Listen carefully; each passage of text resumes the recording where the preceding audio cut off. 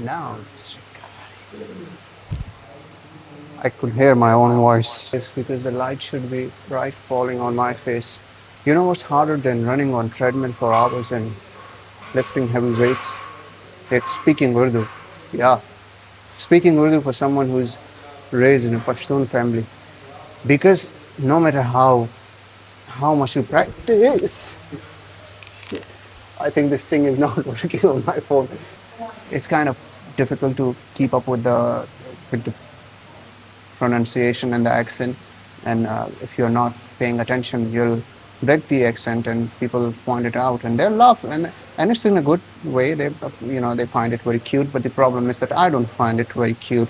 I've been insecure about my Urdu for a very long time. When I was in university, I used to perform in theater, and they wouldn't let me play because I wasn't speaking Urdu properly. And I have been working on Urdu for a very long time.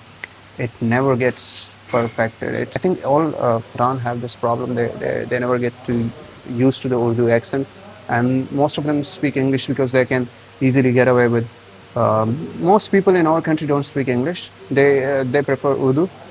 So, and even the ones that do, people like myself, they are not perfect native speaker. They don't speak English perfectly. They make a lot of mistakes.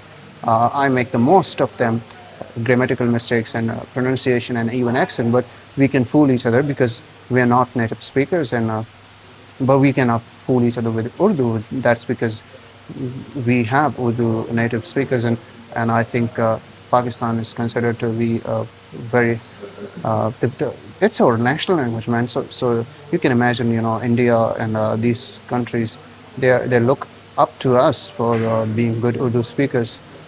So yeah, that's one of our problem.